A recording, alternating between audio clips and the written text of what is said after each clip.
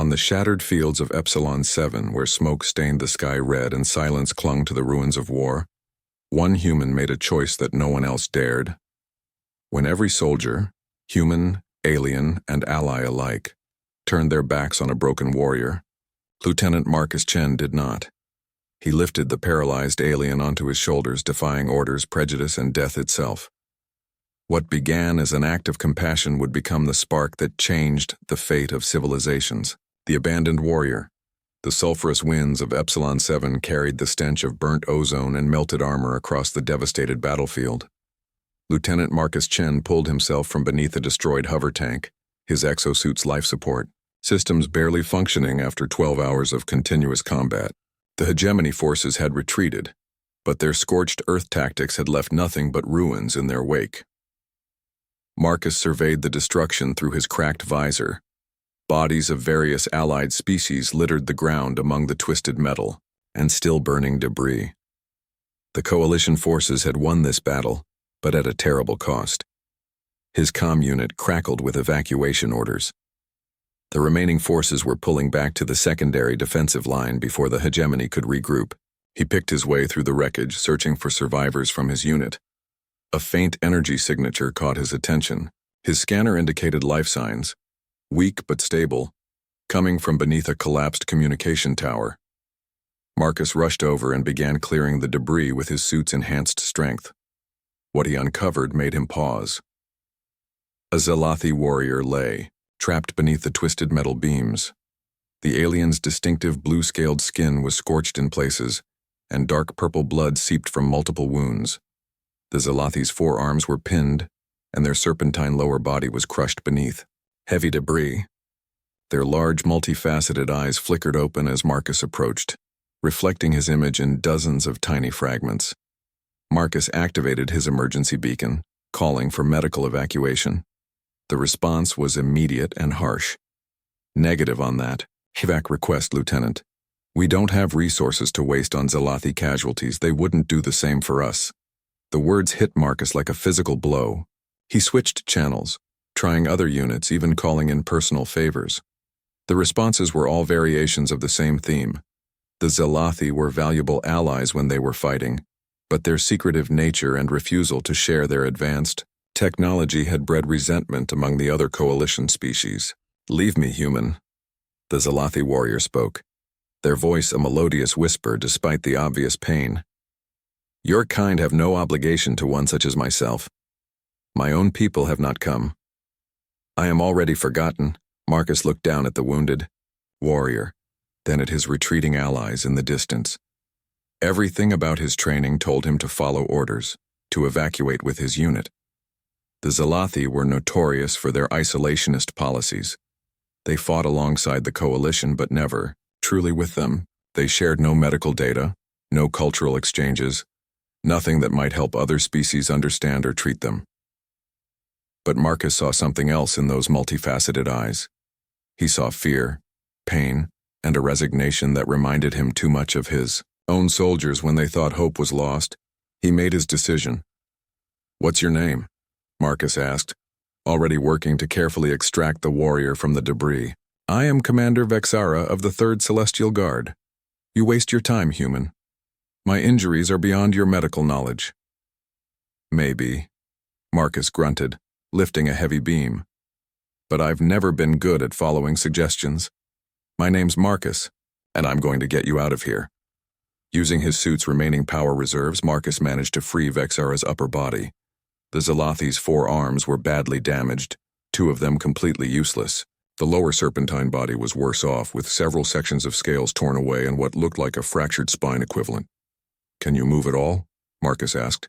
My neural pathways are damaged. I cannot feel my lower segments. Vexara's eyes dimmed slightly. In my culture, such injuries mean honorable death in battle. You should leave me with a weapon to complete the ritual. Not happening, Marcus said firmly. He removed his suit's emergency medical kit and began applying emergency sealant to the worst wounds. The human medical supplies weren't designed for Zalathi physiology, but the basic principle of stopping fluid loss was universal. His comm unit buzzed again. Lieutenant Chen, You have 5 minutes to reach the evacuation point. We're leaving with or without you. Marcus looked at the distance to the evacuation zone, then at Vexara. Even with his suit's enhanced strength, carrying the 7-foot-tall Zelathi would be slow. He'd never make it in time. Go, Vexara insisted. You have done more than any would expect. Do not sacrifice yourself for one who cannot be saved. Marcus finished applying the last of the sealant and stood up. You know what the problem is with you, Zelathi?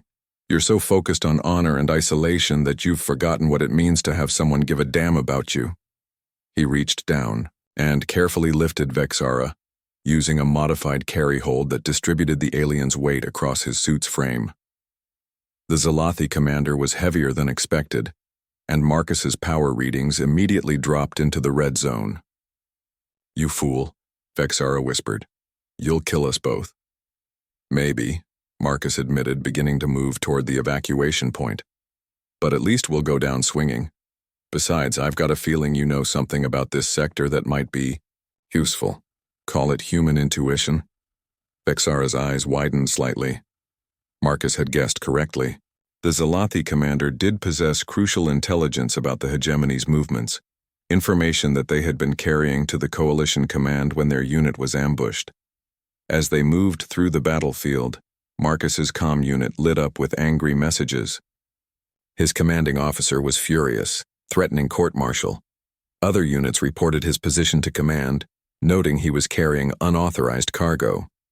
The evacuation transport lifted off without them, leaving a trail of dust and condemnation. You have doomed yourself for nothing, Vexara said, though Marcus noticed the alien's tone had changed slightly, carrying something that might have been respect. We'll see about that, Marcus replied, adjusting his grip. There's an old supply depot about 3 clicks north. If we can make it there, we might find medical supplies and shelter. The hegemony patrols will find us long before then. Then, we'd better move fast. As they left the main battlefield behind, entering the twisted forest of Epsilon 7, Marcus heard the distant sound of enemy scouts. He pushed forward, his suit's servos whining in protest. Every step was a battle against exhaustion and depleting power reserves. Why? Vexara asked suddenly. Your own people have abandoned you for helping me. You gain nothing from this action. Marcus was quiet for a moment, navigating around a fallen tree. When I was a kid on Earth, my grandfather told me something. He said the measure of a person isn't how they treat their friends or even their enemies. It's how they treat someone who can do nothing for them, someone everyone else has written off. Your grandfather was a philosopher?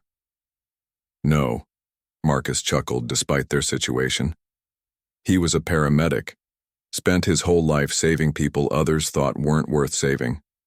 Guess it runs in the family. Vexara was silent for a while, processing this. Among the Zelathi, actions were always calculated, always serving the greater purpose of their secretive civilization. The concept of helping someone simply because it was right, regardless of consequences, was foreign yet strangely compelling.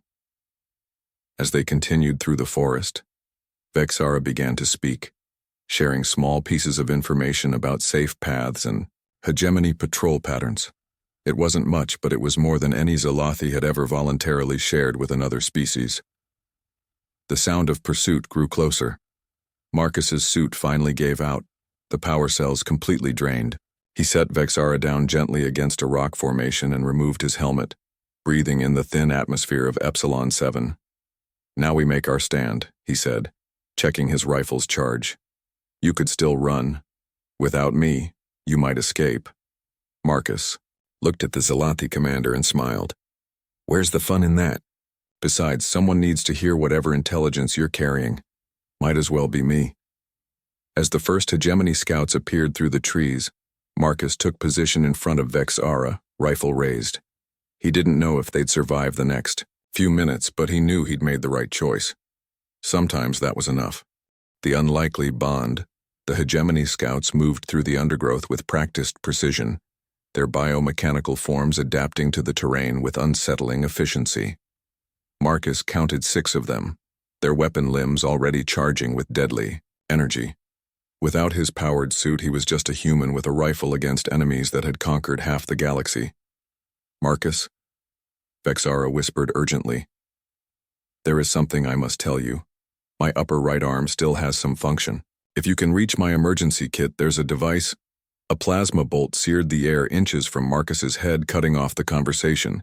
He returned fire, his shots precise but barely effective against the scout's adaptive armor.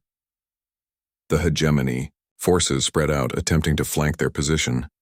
Marcus dove behind the rock formation, practically landing on top of Vexara. "That kit you mentioned would be really helpful right about now." With trembling movements, Vexara guided Marcus to a hidden compartment in their armor. Inside was a small crystalline device that pulsed with an inner light. "It's a neural harmonizer. My people use it for emergency field operations. It will allow us to share sensory input and reaction times." "Share? You mean like a mind meld?" Crude comparison, but essentially correct. However, it has never been tested with human neurology. The results could be fatal for both of us. Another barrage of plasma fire scorched the rocks above them. Marcus could hear the scouts moving closer, their mechanical limbs clicking against stone. "Fatal later or fatal now," Marcus said, grabbing the device. "How do I use it?" "Press it against your temple and my cranial ridge simultaneously. The activation is automatic." Marcus didn't hesitate. He placed one end of the crystal against his head and the other against Vexara's. The moment it activated, his world exploded into impossible colors and sensations. He could see through Vexara's multifaceted eyes, perceiving the world in spectrums humans couldn't normally process. More importantly, he could feel the Zelathi's tactical knowledge, centuries of combat experience flooding into his consciousness. But the connection went both ways. Vexara gasped as they experienced human perception for the first time. The emotional depth, the instinctive creativity, the stubborn refusal to accept defeat even when logic demanded it. "This is impossible," Vexara breathed.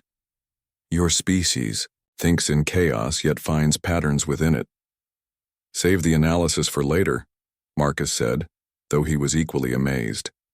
Through their shared perception, he could see the heat signatures of the scouts, track their movement patterns with Zelathi precision, while applying human unpredictability to his tactics. Moving in perfect synchronization despite Vexara's injuries, they fought back.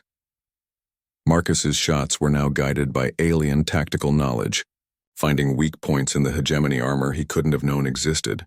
When his rifle's charge depleted, Vexara directed him to salvaged hegemony weapons, teaching him their operation through their neural link. The scouts, programmed for conventional warfare, couldn't adapt to the hybrid fighting style. One by one, they fell to the unprecedented combination of human adaptability and Zelathi precision. As the last scout collapsed, Marcus felt the neural harmonizer's energy depleting. The connection began to fade, but not before he experienced something profound. Vexara's memories of their home world, the reasons for their species' isolation, and most importantly, the critical intelligence they carried. "The hegemony," Vexara said weakly as the connection ended. "They're not invading randomly. They're searching for something.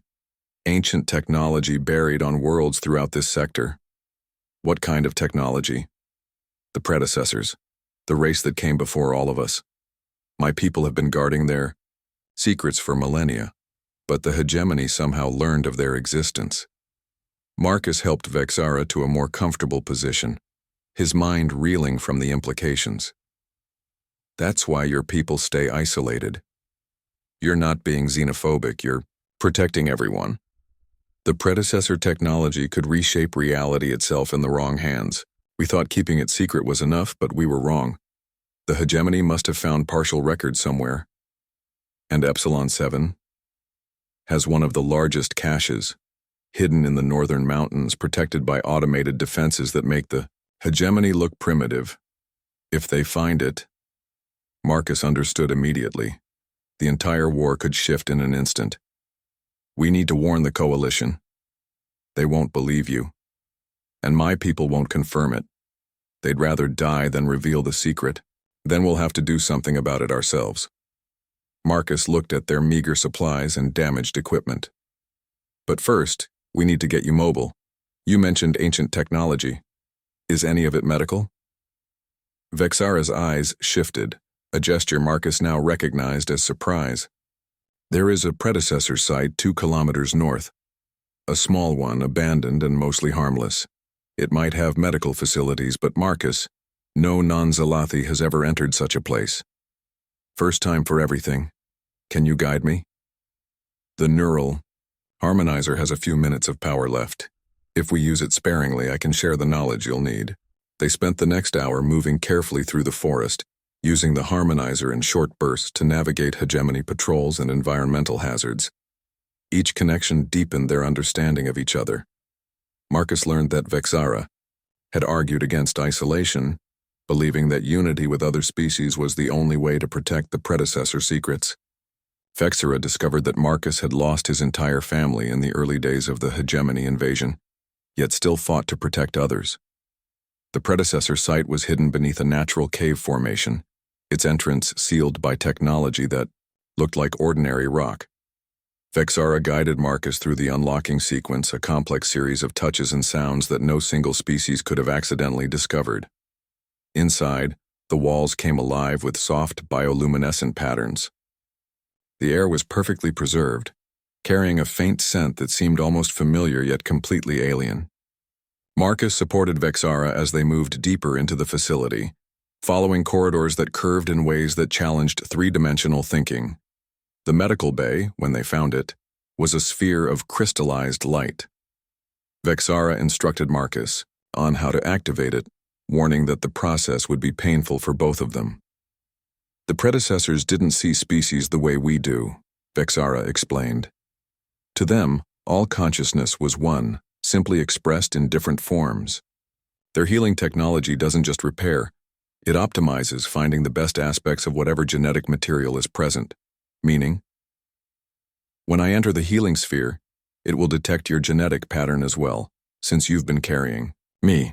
It might try to incorporate beneficial traits from both species. Marcus considered this. Will it heal your spine? Yes, but then we do it. I didn't carry you this far to get squeamish about alien medical procedures. As Vexara entered the sphere, tendrils of light extended, scanning both of them. Marcus felt a tingling sensation as his DNA was analyzed and catalogued. The sphere pulsed, and Vexara cried out, not in pain, but in wonder. The healing process took 3 hours. Marcus stood guard, fighting off exhaustion and watching the entrance for any signs of pursuit. When the sphere finally opened, Vexara emerged transformed. Their scales had taken on a subtle iridescent quality, and their movements were fluid and strong. But more surprisingly, Marcus noticed his own changes. His reaction times were faster, his vision sharper, and he could sense electromagnetic fields like a faint pressure on his skin. We are changed, Vexara said, and for the first time Marcus heard emotion in the alien's voice, gratitude mixed with awe. The predecessor's technology has made us something new, not quite human, not quite Zalathi, but something that bridges both. Is that a bad thing? Vexara moved their forearms in what Marcus now recognized as the equivalent of a smile. My people will be horrified. Your people will be suspicious. But Marcus, we are now living proof that our species can be more together than apart. As they prepared to leave the facility, Vexara showed Marcus how to download crucial data about predecessor sites and hegemony movements. The information was vast, stored in crystalline matrices that human technology couldn't read, but their enhanced minds could partially comprehend. We need to reach the coalition command, Marcus said. With this information and what we've become, maybe we can convince them to work together. It won't be easy. Prejudice runs deep on all sides. Then we'll just have to be stubborn about it. It's a human specialty. I'm beginning to appreciate that trait, Vexara admitted. As they emerged from the cave, they found the forest unnaturally quiet. Through their enhanced senses, they detected multiple life forms approaching from all directions. Not just hegemony forces, but coalition troops as well. They had walked into the middle of what was about to become a major battle. Whatever happens next, Vexara said, checking salvaged weapons. I want you to know that your act of compassion has changed everything. For me, possibly for both our species. Marcus grinned, readying his own weapons. Save the speeches until we survive this. We've got work to do. Standing together, human and Zalathi, they prepared to face whatever came next. They were no longer just allies of convenience, but something more. Proof that unity wasn't just possible but necessary for survival. Part 3. Unity through sacrifice. The forest erupted into chaos as hegemony and coalition forces collided. Marcus and Vexara found themselves in the eye of the storm, caught between two armies that had no idea they were there. Plasma fire and kinetic rounds tore through the air, turning ancient trees into splinters and setting the undergrowth ablaze. Through their enhanced senses, Marcus could perceive the battle in ways he never could before. The electromagnetic signatures of weapons charging, the heat patterns of soldiers moving through smoke, the subtle vibrations in the ground that preceded vehicle movements. Vexara's tactical knowledge, partially imprinted on his mind, allowed him to process this information instantly. Coalition forces 300 meters west, Vexara reported, their serpentine body coiled in preparation for rapid movement. But there's something wrong, they're pinned down, taking heavy casualties. Marcus focused his enhanced vision in that direction. Through the smoke and chaos he could see a mixed unit of humans, Altarians, and even a few Zalathi warriors trapped in a canyon, surrounded by hegemony forces. The coalition troops were fighting desperately, but their position was hopeless. We have to help them, Marcus said. They abandoned us, Vexara reminded him, though there was no accusation in their tone, merely fact. They abandoned you because they didn't understand. We can change that understanding, but only if they survive. Vexara's multifaceted eyes studied Marcus for a moment. You realize we'll be running directly into the heaviest fighting? Even with our enhancements, the odds of survival are minimal. When has that ever stopped us? What Marcus had come to recognize as Vexara's version of a laugh, a harmonic vibration in their throat, echoed despite the chaos around them. Very well, my improbable friend. Let us show them what unity can accomplish. They moved through the battlefield like ghosts, their enhanced abilities allowing them to anticipate and avoid incoming fire. Marcus's human intuition combined with Vexara's tactical precision created a fighting style that was both unpredictable and devastatingly effective. As they approached the trapped coalition forces, Marcus recognized some of the soldiers, members of his own unit who had left him behind. Lieutenant Sarah Walsh, his former squadmate, was trying desperately to maintain a defensive perimeter while hegemony forces closed in from all sides. Friendly incoming, Marcus shouted, diving into their position just as a massive plasma barrage struck where he'd been standing. Sarah's eyes widened in shock. Marcus, how the hell? We left you. Save it for later. He immediately began laying down suppressing fire, his enhanced accuracy allowing him to strike hegemony weak points with every shot. We need to break this encirclement now. Vexara slithered into the defensive position, and the reaction from the coalition forces was immediate and hostile. Weapons turned toward the Zalathi commander until Marcus stepped between them. Stand. Down. Vexara's with me, and right now we're your best chance of getting out of here alive. An injured Altarian soldier spoke up, his crystalline form cracked and leaking luminescent fluid. The serpent speaks truth. I can sense it. Something has changed in both of them. What happened to you? Sarah asked, noting the subtle changes in Marcus's appearance, the way his eyes seemed to track multiple targets simultaneously. Long story. Right now we need to move. Vexara, what's our best exit strategy? The Zalathi commander's forearms moved in rapid calculation. The canyon walls. The hegemony assumes we cannot climb them, but with the coalition's equipment and our knowledge of their blind spots, we can create an escape route. That's a 60-meter vertical climb under fire, protested another human soldier. Then we'd better make it interesting, Marcus said. He turned to the Altarian. Can you still manipulate light fields? To a limited extent, yes. Good. We're going to need cover. Marcus quickly outlined a plan that seemed insane but might just work. Using the Altarians' light manipulation to create false targets, the humans' explosive charges to create handholds in the canyon wall, and Vexara's knowledge of hegemony response patterns to time everything perfectly. Sarah stared at him. How do you know all this? This is beyond any tactical training we received. Vexara and I shared knowledge. It's complicated, but trust me, this will work. The mixed unit exchanged glances. Trust was in short supply between the various species of the coalition, each suspicious of the other's motives. But they were out of options. Do it, Sarah commanded. What followed was a demonstration of interspecies cooperation, unlike anything the war had seen. The Altarian created dazzling light displays that confused hegemony targeting systems. Human demolition experts placed charges with precision timing based on Vexara's calculations. The Zelathi warriors in the unit, initially hostile to Vexara's presence, found themselves working in perfect synchronization with their commander. As they climbed, Marcus and Vexara provided covering fire, their enhanced abilities allowing them to protect the ascending soldiers with uncanny accuracy, but the hegemony forces were adapting, bringing in heavy armor that could obliterate the entire canyon wall. Siege units incoming, Vexara warned. 60 seconds until they're in range. They weren't going to make it. Half the unit was still climbing, including several wounded who were being carried by their comrades. Marcus made a decision. Keep climbing, he told Sarah. We'll buy you time. Marcus, no, that's an order, Lieutenant. Marcus and Vexara dropped back to the canyon floor, facing the approaching hegemony forces alone. But as they prepared for their last stand, something unexpected happened.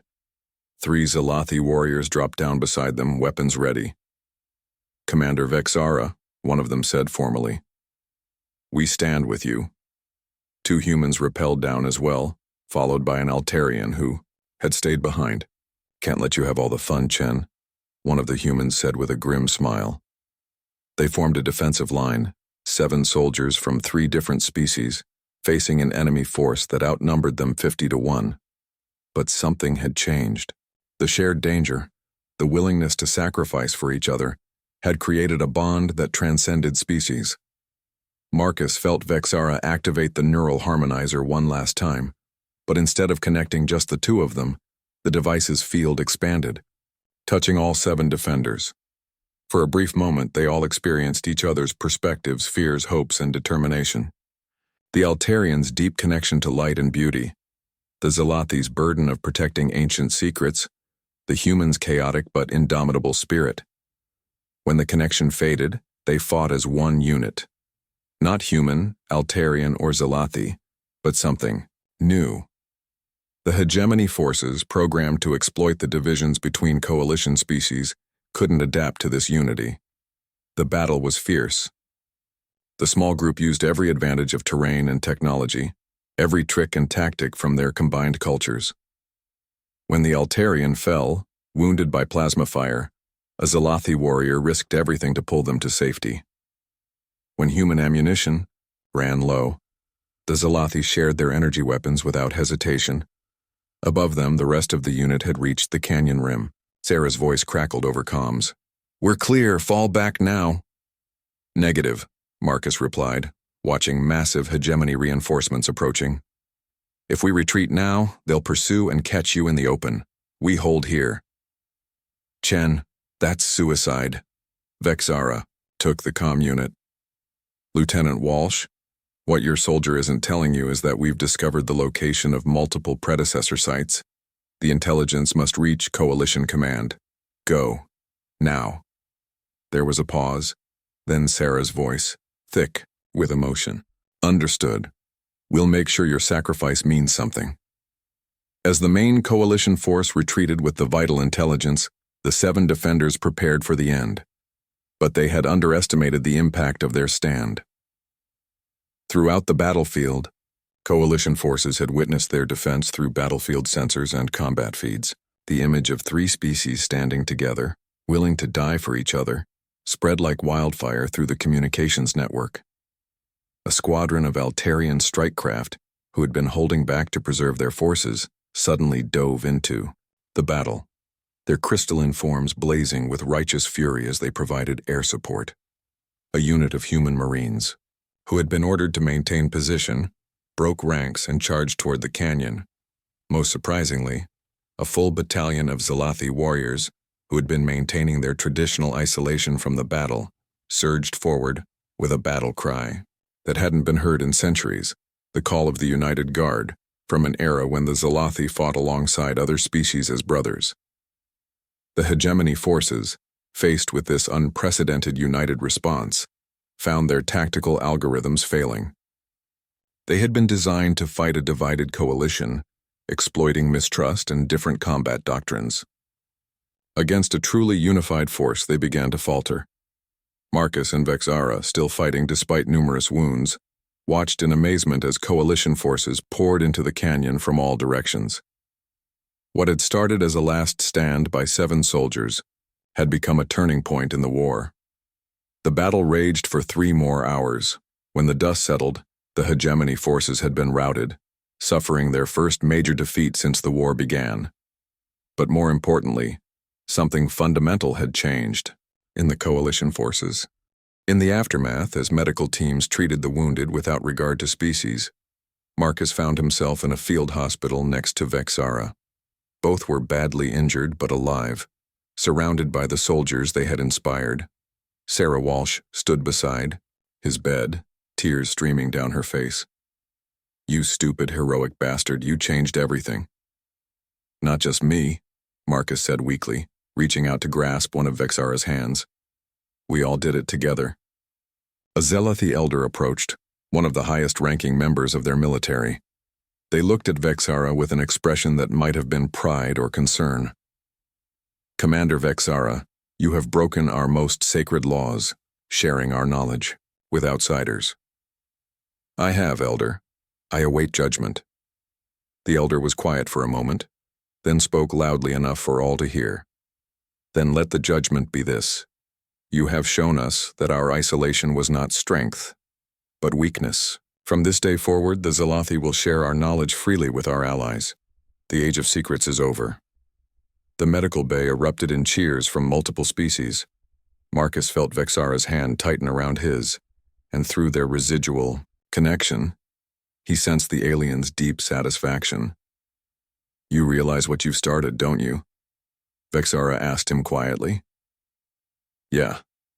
Marcus grinned, despite the pain. "We've proved that together we're unstoppable.